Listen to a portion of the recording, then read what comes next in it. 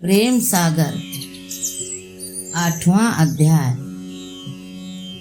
श्री सुखदेव जी बोले, हे महाराज परीक्षित, जब 27 दिन के हरि हुए तब नंद जी ने सब ब्राह्मणों और ब्रजवासियों को न्योता भेज दिया। वे आए, जिन्हें आदर मान देकर बैठाया। आगे ब्राह्मणों को बहुत सा दान दे विदा किया और भाइयों को बागे पहनाए। छठरस भोजन करने लगे।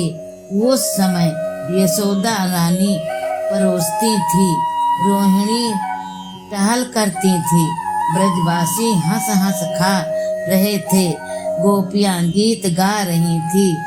सब आनंद से ऐसे मग्न थे कि कृष्ण की सूरत किसी को भी न थी। कृष्ण एक भारी छकड़े के नीचे पालने में अचेत सोते थे कि इतने में भूखे हो जगे तो पांव का अंगूठा मुंह में दे रोने लगे और हिलक हिलक चारों ओर देखते। उस अवसर में ऐसा हुआ कि एक राक्षस आ निकला। कृष्ण को देख अपने मन में कहने लगा कि यह तो कोई बड़ा बलि उपजा है, पर आज मैं इससे पूतना का बैर चुका लूंगा। ऐसा मन में ठान सकट में आ बैठा। उसी से उसका नाम सकटासुर हुआ। जब गाढ़ा चरचराए कर हिला तब श्री कृष्ण ने बिलखते बिलखते एक ऐसी लात मारी कि वह मरकर कंस की सभा मथुरा में जा गिरा। और कंस देख कर दुखित हुआ। इधर छकड़ा टूक टूक हो गिरा तो दूध दही के जितने वासन थे सब फूट चूर चूर हुए और गोरस की नदी बह निकली।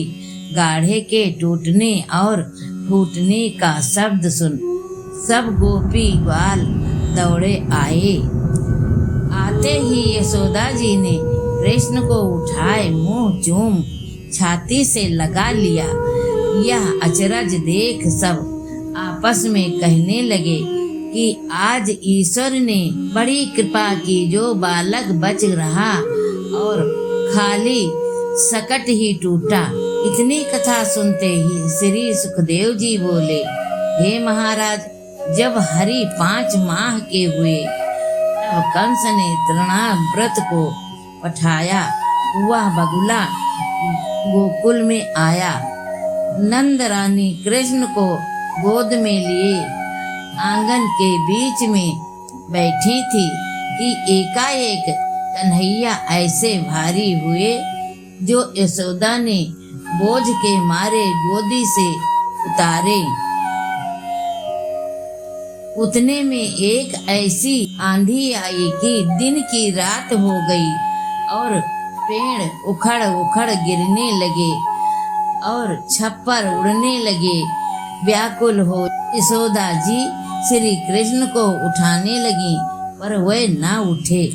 जो ही उनके शरीर से उनका हाथ अलग हुआ, त्यों ही तृणाव्रत उन्हें आकाश को ले उड़ा और मन में कहने लगा कि आज इसे बिना मारे न रहूंगा। वह तो कृष्ण को लिए वहाँ यह विचार करता था और यहाँ यशोदा जी ने जब कृष्ण को न पाया तब रो रो कृष्ण कृष्ण कह पुकारने लगी। यह शब्द सुन गोपी ग्वाल दौड़े आए। साथ ही मूसले धाड़ अंधेरे में अटकल से टटोल कर चलते थे, जिस पर भी ठोकर खाकर गिर पड़ते थे। जब श्री कृष्ण ने नंद यशोदा सहित सब ब्रजवासी अति दुखित देखे तब तृणाव्रत को घेरा, आंगन में लाए शिला पर पटक दिया। तुरंत उसका जी देह से निकल गया। आंधी थम गई, उजाला हुआ। सब भूले भटके घर आए, देखें तो राक्षस आंगन में मरा पड़ा है। श्री कृष्ण उनकी छाती पर खेल रहे हैं।